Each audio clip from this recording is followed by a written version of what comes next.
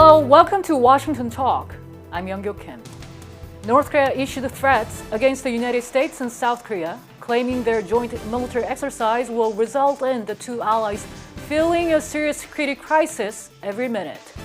And North Korea stopped answering South Korea's phone calls on the hotlines only 2 weeks after it agreed to reopen the communication channels.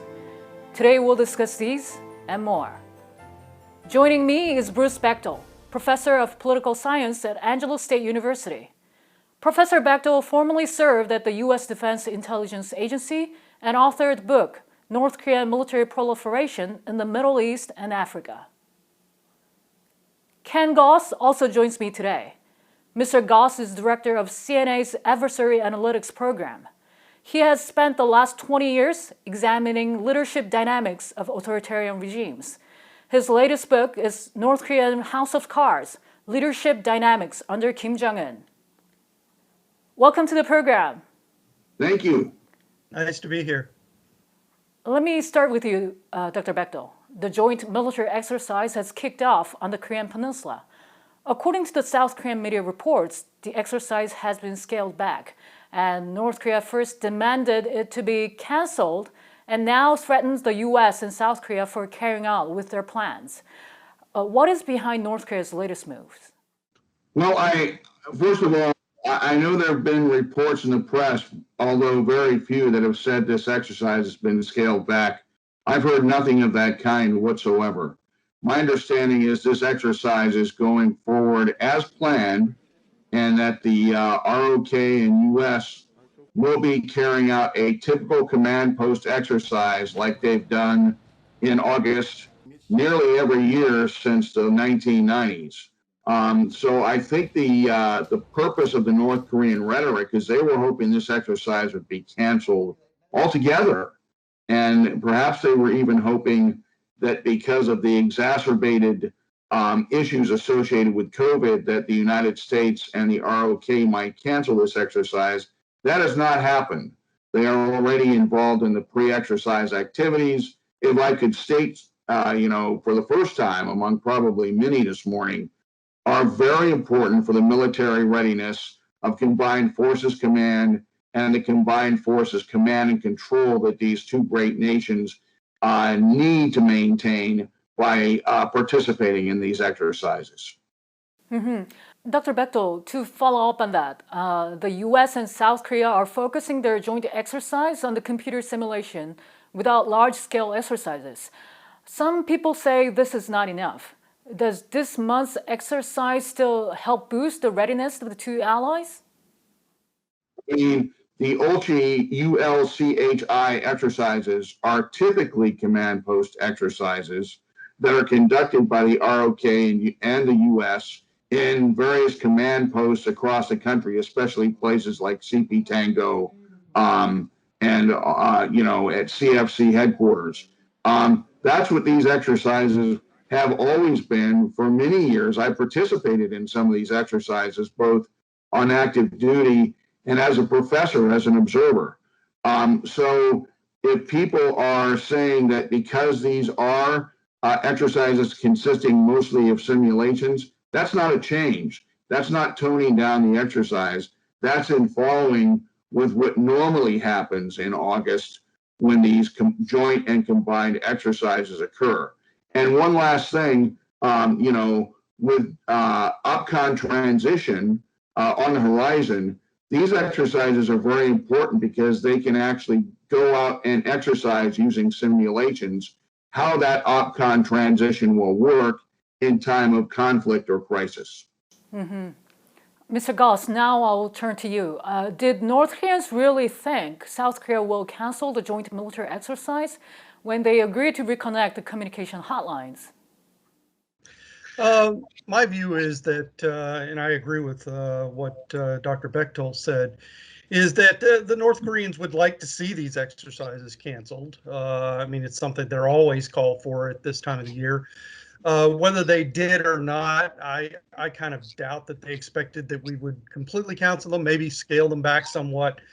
But I think they reestablished the hotline in order to have something that they could pressure South Korea on. And they see this as a good opportunity to drive a wedge between the United States and South Korea, because they know that there are sentiments in South Korea that push back against these exercises, and North Korea sees this as a convenient opportunity to push that agenda as they go forward toward their larger strategic agenda of dealing with the United States and South Korea.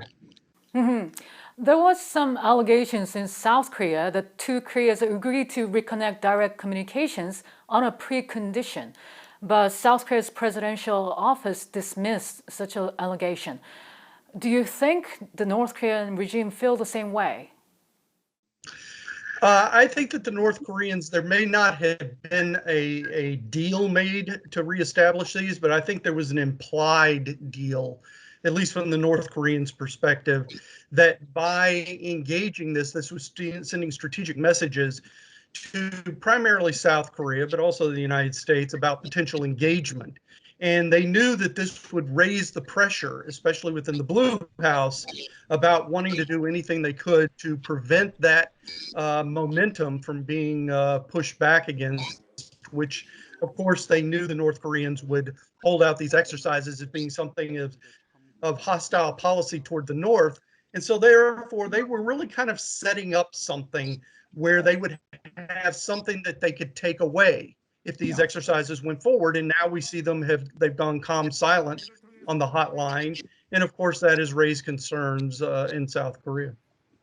Dr. Bechtol, the US government made it clear that it holds no hostile intent toward North Korea, reiterating the joint military exercises are purely defensive in nature.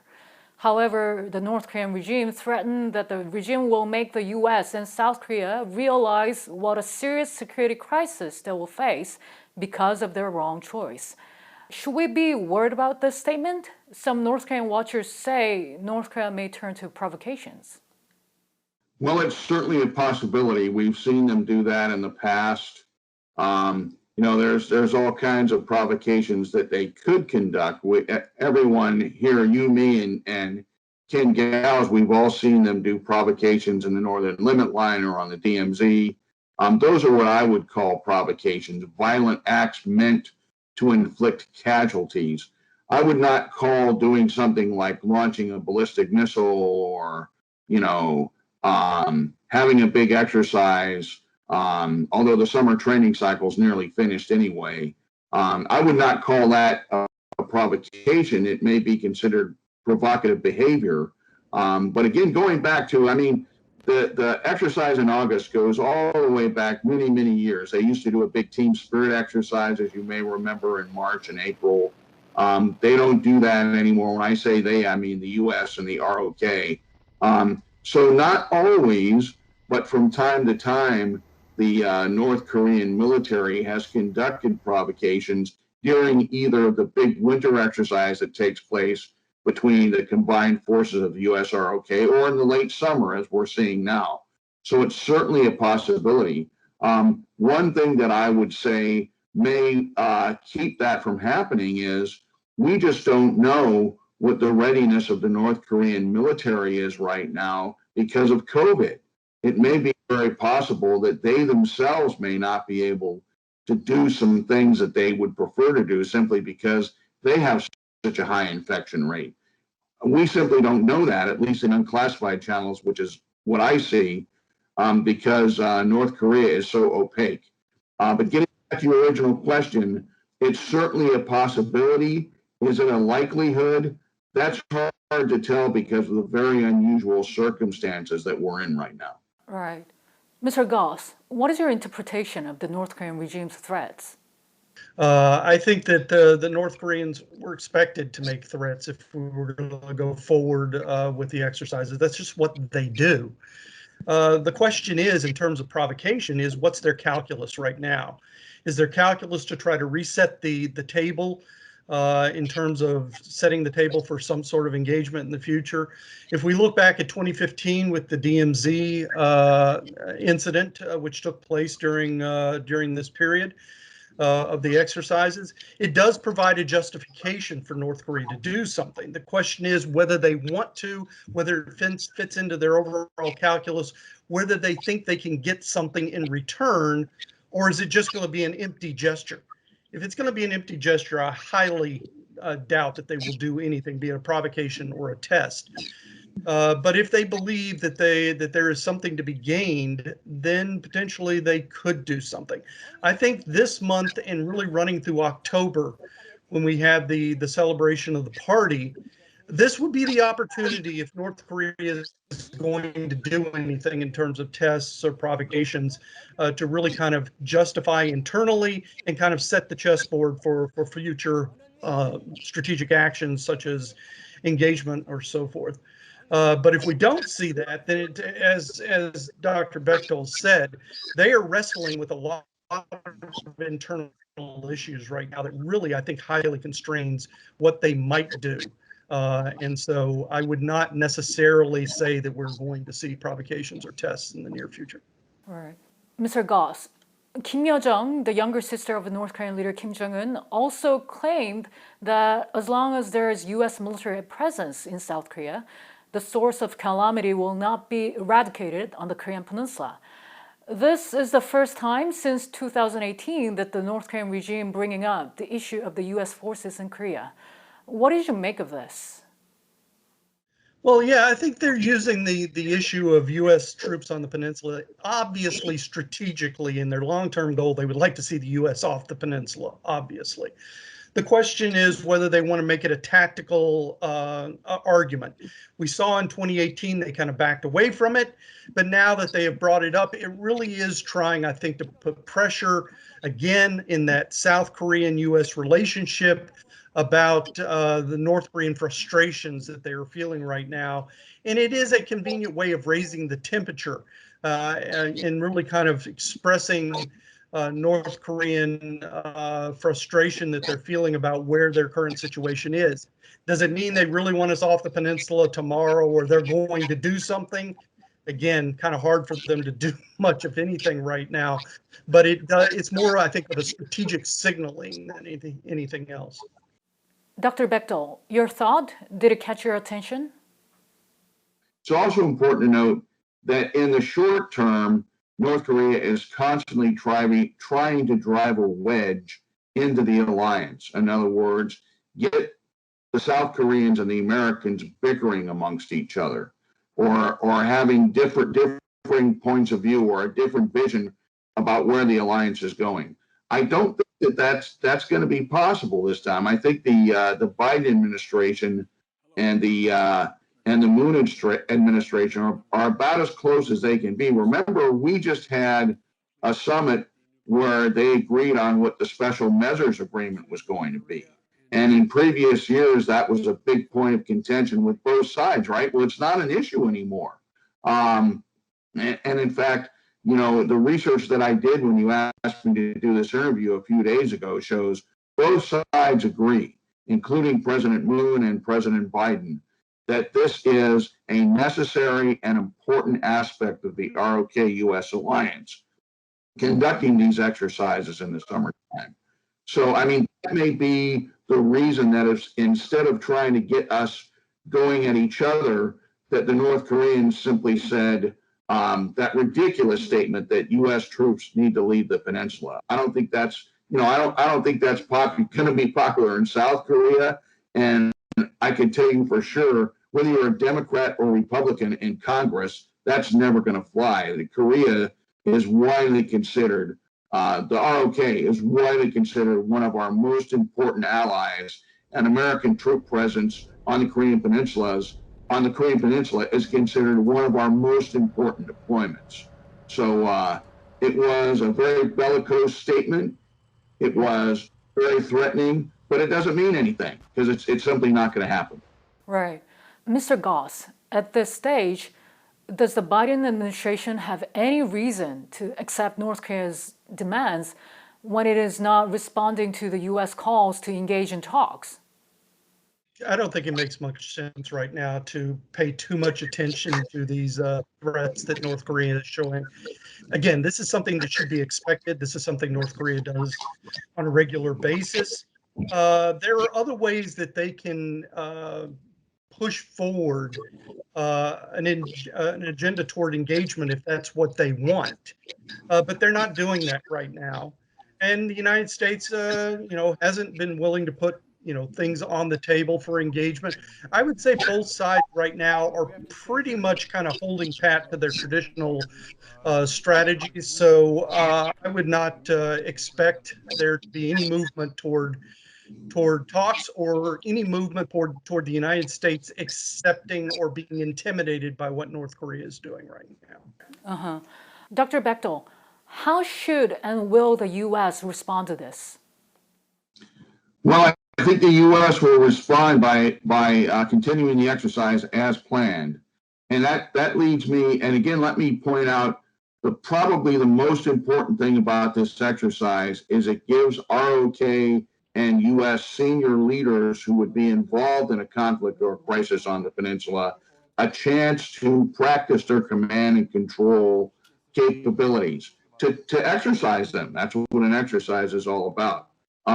When it comes to engaging us or not engaging us, I think at least in the short term, North Korea is most interested. We talk North Korea, Kim Jong-un and his sister, of course, and his inner circle. What they're most interested in is getting some of those sanctions dropped. And I think that they're really hoping that the Biden administration will be different than the Trump administration in easing some of those sanctions.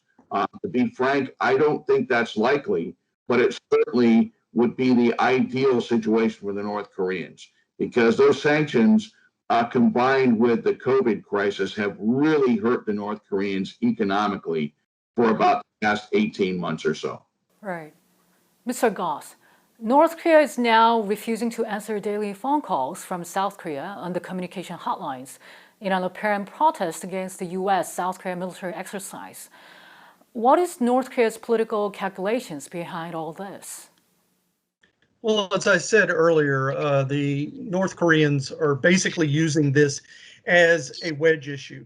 They set it up to be a wedge issue so that they are holding out promise to the South Koreans of some sort of positive movement toward engagement. And by setting up the hotline, it is given South Korea a certain amount of hope that they may have made some progress with North Korea. Now they have a convenient tool that they can pull away from. And that's what we're seeing with them not answering the hotline, going calm silent. It really is kind of exacting punishment on South Korea for not following through in pressuring the U.S. to back off on the exercises. So this is a completely expected tactic on North Korea's point of view. It doesn't mean that they set up that hotline as to reestablish military communications. This is all political maneuvering by North Korea. All right. And Dr. Bechtol, how would you analyze this whole situation? Well, I think that both the government of the ROK and the government of the United States should be commended for continuing with this exercise as planned, despite the rhetoric of the North Koreans. And obviously, as we saw over the past couple or 3 years or so, the exercise has been affected in various ways by the rhetoric of the North Koreans. In other words, it was toned down. Sometimes once we just didn't have it at all. I don't think that's likely anymore, because I think both the United States government and the ROK government realize that they get nothing out of not running this exercise except hurting their readiness. And that's a big deal. So I think these exercises are going to continue. I think we'll probably see a very normal, routine, but still robust winter exercise this February. Because I think both sides, the ROK side and the American side, realize that by toning down these exercises or not doing them at all, they've gotten nothing from the North Koreans. So I'd expect that the end result of this situation is that they will focus on maintaining readiness of the ROK-US alliance and preparing for OPCON transition. And my last question for today, Dr. Bechtol first. From what has happened so far, what do you expect to see in the near future? What kind of moves do you expect both from the U.S. and North Korea? Well, I think a couple of things affect this situation here. One is we've seen a review, as both you and Mr. Gause know, we've seen a review of North Korea policy by the Biden administration, right? They completed that recently. I'm sure that the North Koreans are going to try and look at that, analyze it, and see how they can use that to get some concessions from both the South Koreans and the Americans. So I think they're going to push for engagement perhaps in coming months. If and when either one, that does not happen, I think that then we will start to see more active provocative behavior on the part of the North Koreans if their military is ready. And again, there's that wrench thrown into the works of, we just don't know how badly COVID has affected the readiness of the North Korean military. But if trying engagement with the United States and South Korea does not work and they don't get any concessions, the normal modus operandi, as you know, for the North Koreans is, well, then not start conducting provocations. So I think those two possibilities are what we can be looking at over the next 4 to 7 months. And Mr. Gause, there are some views that North Korea is beefing up its threats because they want to lay the blame of the internal difficulties on the United States and the outside world. Do you agree with this view? And what will be the next moves for North Korea as well as for the U.S.? Well, always blaming the outside in order to set the agenda internally is something that the North Koreans do. So I suspect that is part of why they're doing this, to show the elites that, they're doing everything they can. One, to show strength in the face of an impending threat, as they paint the U.S. Especially. But also to deflect some of the blame for the economic problems that they face. They want to engage. They want to figure out how to get out from under some of these sanctions. And so this is part of the game that they're playing, to kind of raise the temperature and then look for what they can in terms of engagement. But if that doesn't work, I agree that there is a good chance that we will see a return to some sort of brinksmanship strategy, if they are able to engage in that. At some point, they're going to pass a threshold in their thinking in which they're going to say that the chessboard basically needs to be thrown up in the air and we need to start again. And the best way that they have done that in the past is to do either a provocation or a test. Pinning the joint military exercise between the United States and South Korea as the reason North Korea is escalating tensions on the peninsula with its own bellicose rhetoric. It is being closely watched whether North Korea will choose military provocation with new weapons to test on the hand. Dr. Bechtol and Mr. Gause, thank you so much for being with us today. Nice to Thank you. And that does it for this week's Washington Talk from Voice of America. Please join us again next week for more analysis.